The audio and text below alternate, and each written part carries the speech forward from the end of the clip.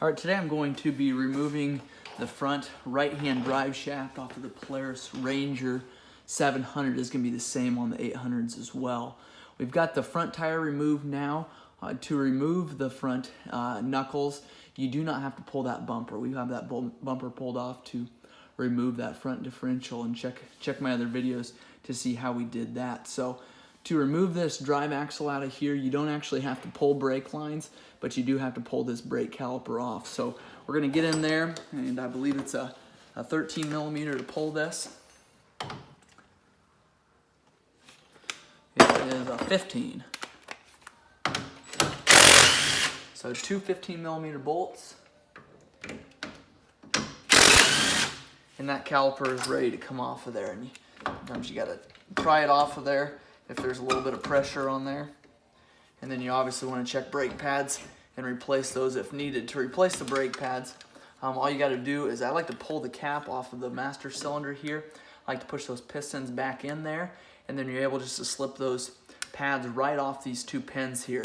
So there you can see there that they can be pushed back and forth, and if you push them back far enough, you can just slide those pads right off of there like that. And it's a lot easier if you've got a pair of channel locks or something. Kind of hold these back while you push those pins back. So that is replacing the brake pads on that Ranger. And then next thing you can do is pull the bolts for the upper A-arm here, and then you've got the lower A-arm as well. So we've got a 13 millimeter bolt running through here.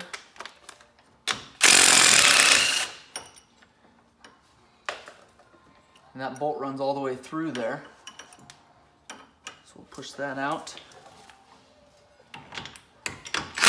And then same on the bottom. We're able to just push that bolt out as well. So next thing you're gonna do, we haven't got that bolt completely out. I want to remove this tie rod bolt here on the end. It's got a cotter pin, real similar to the cotter pin on the end of your axle there. I like to just use a pair of side dikes and kind of bend those around and take a tap on them and pull them out there. So the cotter pin is out there. Now we've got, let's see, I believe that's a 17 or 15.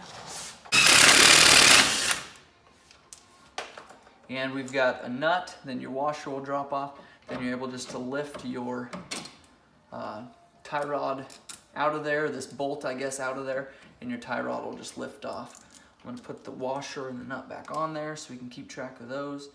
And then I'm gonna tap these bolts out so we can remove this knuckle. Now, if we were wanting to replace this drive axle here, what you do is actually pull this cotter pin as well, and then pull this nut there. A lot of times what happens is this axle will kind of heat up and swell and kind of weld itself to the wheel bearings inside here, and we're not needing to replace wheel bearings. You can see these are tight, and so we're actually needing to replace that inner joint. So no reason to pull this hub off of here and dismantle any of these parts from itself. We're just going to go ahead and replace that ball joint up by the differential there. So at this point we can take a rubber hammer here so we don't damage these bolts. Now those are out. Sometimes you got to take now and tap on the A-arms.